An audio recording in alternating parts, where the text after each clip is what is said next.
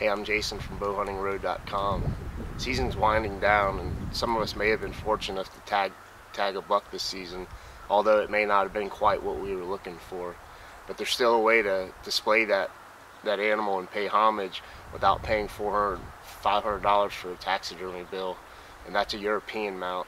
That's something I've done over the past few years, whether it's just been a buck that I didn't quite feel that I wanted to spend the money on. Still proud to take that animal. Deep down, I'm a meat eater, so but I still like to pay my respects to the animal and display it in certain areas of my home.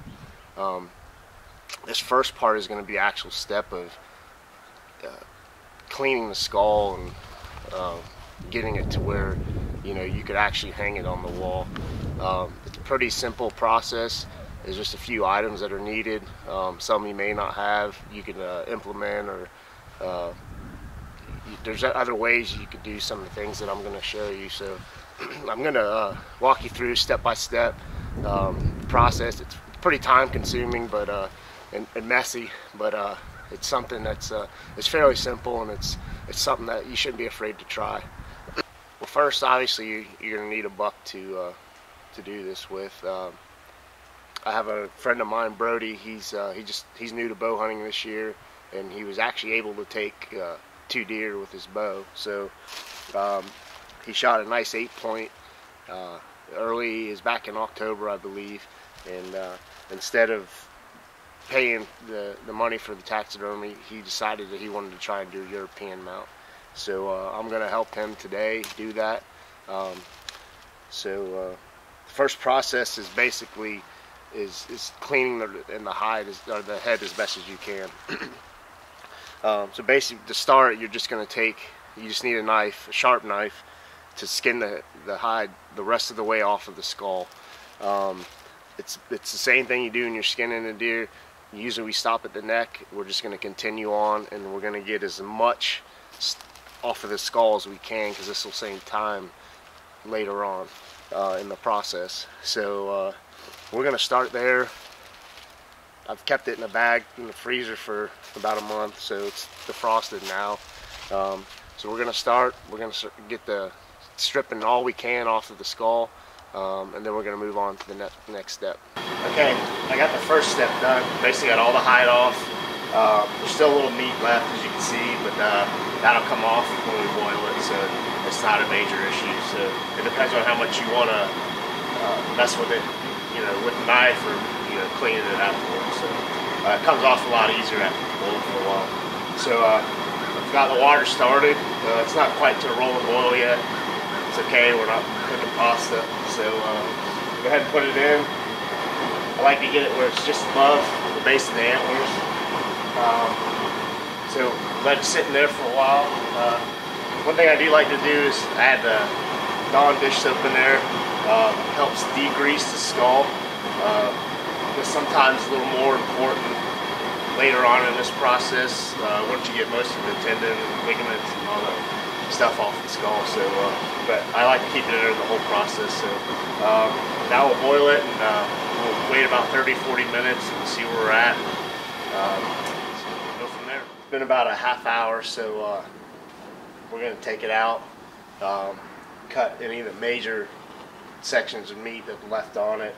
Probably go ahead and get the jawbone off and all that good stuff. So then we'll probably put it in for another 30-40 minutes, and then we'll go to the next step, which is going to be the power washer. So go from there. Okay, it's been about another half an hour, so we're going to do the fun part, the messy part. We're going to go ahead and take I use a pressure washer with kind of a medium tip on it. Go ahead and it'll peel a lot of this tendon and stuff off the skull, so it'll get it pretty clean. So here we go.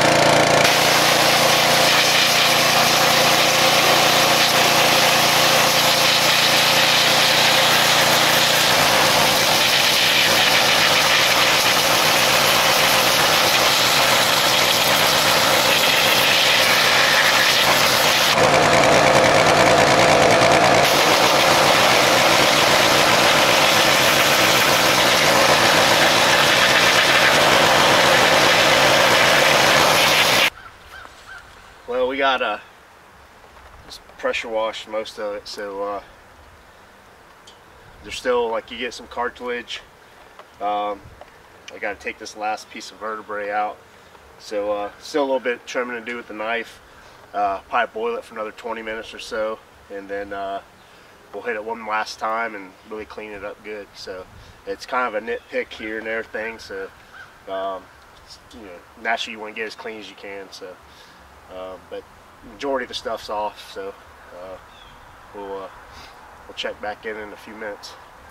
Well, we did the second pressure washing, and as you see, it's pretty clean. So you still get a little bit of stuff here and there, but what I do is I usually let it dry for about a week, and then you can go and a lot of cartilage and stuff, and you can pull it out. I don't like to hit it too much with the pressure washer because it becomes, when you boil it, the skull becomes fragile and it'll start to break. We have that problem here, but it's fixable. So then inside the brain cavity, you got a little bit of a liner in there that you got to get out that dries out. But other than that, it's pretty good to go.